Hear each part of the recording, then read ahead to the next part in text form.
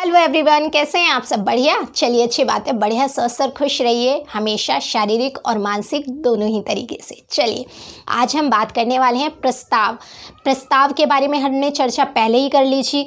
हम आज उसी को आगे बढ़ाएंगे, अपनी प्रस्ताव की चर्चा को ही आगे बढ़ाएंगे। आज कुछ प्रस्ताव देखेंगे। जब हमने लास्ट वीडियो प्रस्ताव के बारे में जाना था कि प्रस्ताव कहते किसे हैं, क्या ऐसे मुख्य बिंदु होते हैं जिसे हम प्रस्ताव कह सकते हैं, तो उसी में हमने लास्ट पॉइंट 4 प्रस्ताव पढ़े थे। वो 4 प्रस्ताव क्या हैं आप नीचे कमेंट कीजिए। उसी में से 2 प्रस्ताव, फर्स्ट और सेकंड, के बारे में आज हम बात करने वाले हैं। उनका नाम है मूल प्रस्ताव अर्थात सब्सटेंटिव मोशन, और दूसरा है स्थानापन्न प्रस्ताव अर्थात सब्स्टिट्यूट मोशन। आज हम देखेंगे कि इन दोनों में क्या डिफरेंस है, साथ ही साथ ऐसे क्या पॉइंट्स हैं जो किसी प्रस्ताव को मूल प्रस्ताव घोषित करते हैं, या फिर आप उसको ऐसे क्या पॉइंट्स उसमें होने चाहिए जिस कारण से आप किसी प्रस्ताव को मूल प्रस्ताव कह सकते हैं कि ये मूल प्रस्ताव है, और ऐसे क्या पॉइंट्स होने चाहिए कि किसी प्रस्ताव को हम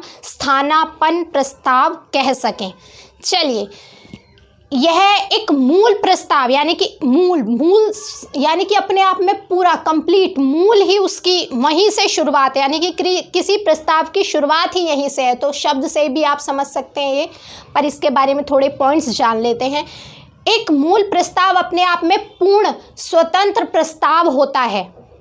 ये पूरी तरह से अपने आप में एक स्वतंत्र इंडिपेंडेंट प्रस्ताव है जो सदन के अनुमोदन के लिए पेश किया जाता है, यानी कि सदन के अप्रूवल के लिए इस प्रस्ताव को पेश किया जाता है। दूसरी बात ये बताई जा रही है, साथ ही और इसको इस ढंग से बनाया जाता है, इसमें इस तरीके की बातें, इस तरीके से लिखी जाती हैं चीज़ें, इस तरीके से बातें रखी जाती है इस प्रस्ताव के तहत कि इससे सदन के फैसले की अभिव्यक्ति हो सके, यानी कि इस प्रस्ताव से सदन अपने आप को एक्सप्रेस कर सकते, आप ये कह सकते हैं। इसमें क्लियर? 3 बातें जानी। ये अपने आप में पूर्ण स्वतंत्र होता है, ये सदन के अप्रूवल अर्थात अनुमोदन के लिए रखा जाता है। साथ ही साथ तीसरी बातें हम इस पैराग्राफ में हमने तीसरी बातें जानी कि ये सदन के फैसले की अभिव्यक्ति अर्थात सदन को एक्सप्रेस करता है। तो ये 3 बातें हमने जानी। अब दूसरी बात क्या है इसमें, यह ना तो किसी अन्य प्रस्ताव पर निर्भर करता है और न ही किसी अन्य प्रस्ताव से उत्पन्न होता है।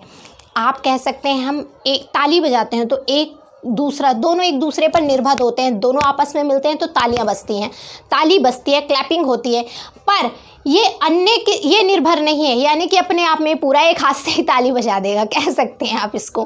तो ये यही बात कह रहा है एग्जाम्पल के तौर पर, ये किसी पर निर्भर नहीं है, डिपेंड नहीं है ये किस पर, ना ही ये किसी और अन्य प्रस्ताव से उत्पन्न होता है, क्योंकि ये तो मूल प्रस्ताव है ना। देखिए, मूल प्रस्ताव है तो अन्य किसी से उत्पन्न तो होगा ही नहीं। तो बिल्कुल ये बात इसमें कही जा रही है, ये ना तो किसी के ऊपर डिपेंड है और ना ही किसी से उत्पन्न होता है। तो मूल प्रस्ताव, किसी प्रस्ताव को मूल प्रस्ताव होने के लिए ये भी आवश्यक तत्व है। साथ ही साथ राष्ट्रपति के अभिभाषण पर धन्यवाद प्रस्ताव, हमने राष्ट्रपति के अभिभाषण पर भी पहले ही चर्चा कर ली है कि उस राष्ट्रपति के अभिभाषण में क्या क्या बातें होती है। क्या है राष्ट्रपति जी का अभिभाषण?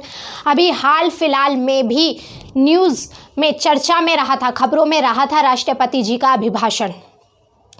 लोक महत्व के किसी मामले पर स्थगन प्रस्ताव भी हम पढ़ चुके हैं। अविश्वास प्रस्ताव लोकसभा के अध्यक्ष, उपाध्यक्ष के या राज्यसभा के सभापति, आपको पता है लोकसभा में अध्यक्ष उपाध्यक्ष होते हैं और राज्यसभा में होते हैं सभापति। सभापति यानी कि जो हमारे देश के उपराष्ट्रपति होते हैं, वही राज्यसभा के पदेन सभापति भी होते हैं। तो सभापति के निर्वाचन के लिए, निर्वाचन अर्थात उनको चुना जाता है ना, बिठाया जाता है उस सीट पर। तो राज्यसभा के सभापति के निर्वाचन के लिए या उनको हटाने के लिए उनके पद से प्रस्ताव, विशेषाधिकार के प्रस्ताव और सभी संकल्प मूल प्रस्ताव होते हैं। तो इन पर ये जो मैंने कुछ प्रस्ताव बताए, ये सारे मूल प्रस्ताव होते हैं, और इन सभी प्रस्तावों के बारे में चर्चा हम पहले पार्लियामेंट की सीरीज में कर चुके हैं। सारे प्रस्तावों पर इन पर चर्चा हो चुकी है। अगर आपने नहीं देखी है तो पार्लियामेंट की सीरीज आप शुरू से देखेंगे तो एक से दूसरी कड़ी को जोड़ते आएंगे, क्योंकि जीएस एक ऐसा सब्जेक्ट है जिसमें अगर आपने एक कड़ी भी मिस कर दी तो आपको ऐसा लगेगा पता नहीं मैं कहाँ कैसे पढ़ रहा हूँ, समझ में नहीं आएगा, चीज़ें ऊपर से चली जाएंगी। इसलिए जीएस हमेशा एक से दूसरी कड़ी एक साथ जुड़ती है।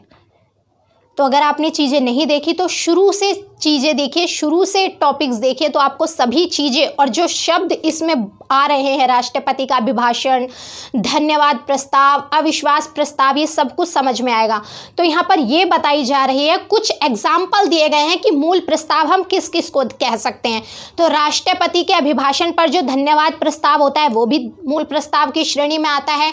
लोक महत्व के किसी मामले पर जो स्थगन प्रस्ताव पेश किया जाता है उसको भी मूल प्रस्ताव कहा जाता है। साथ ही साथ अविश्वास प्रस्ताव भी एक मूल प्रस्ताव है।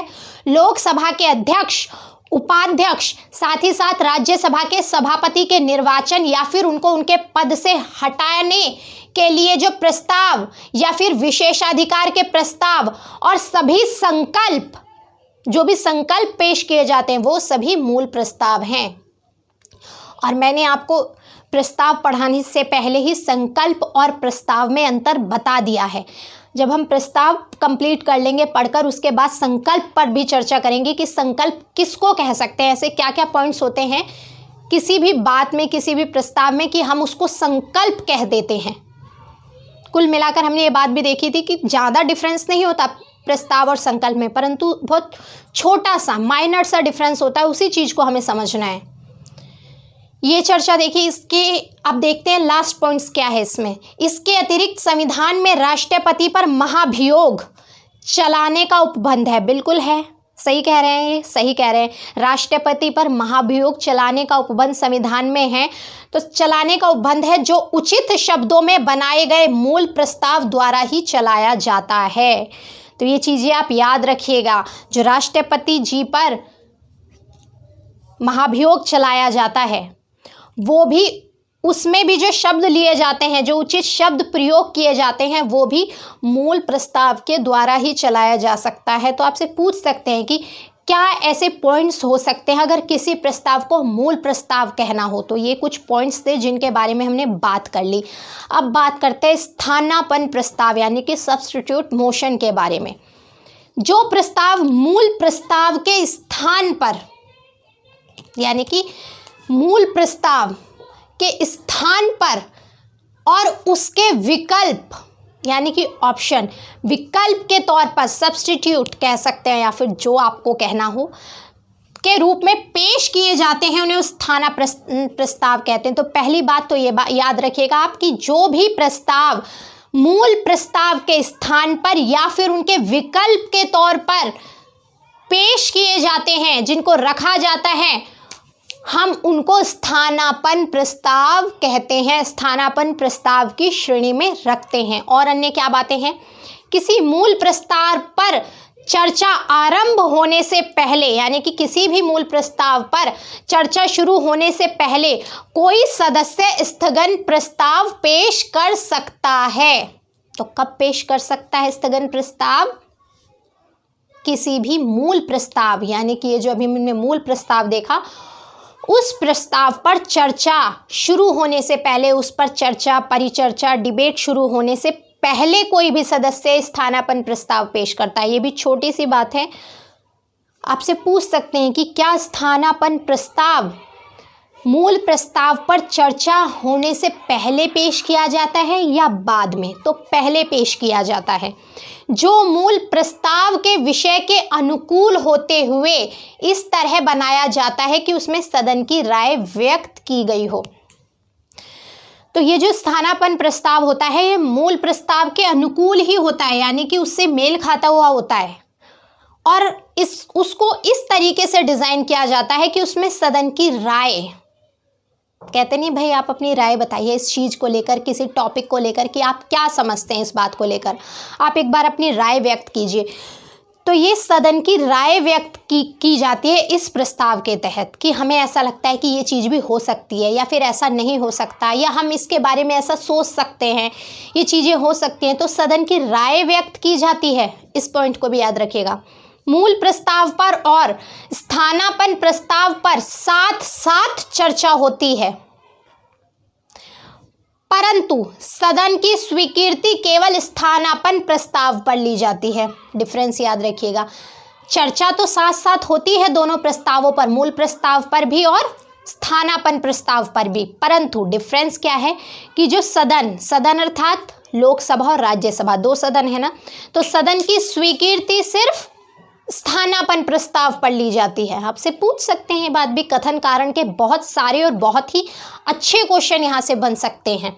आपसे पूछ सकते हैं कि क्या सदन की स्वीकृति मूल प्रस्ताव या स्थानापन्न प्रस्ताव दोनों पर ली जाती है या फिर स्थानापन्न प्रस्ताव पर ली जाती है? तो बिल्कुल स्थानापन्न प्रस्ताव पर ली जाती है।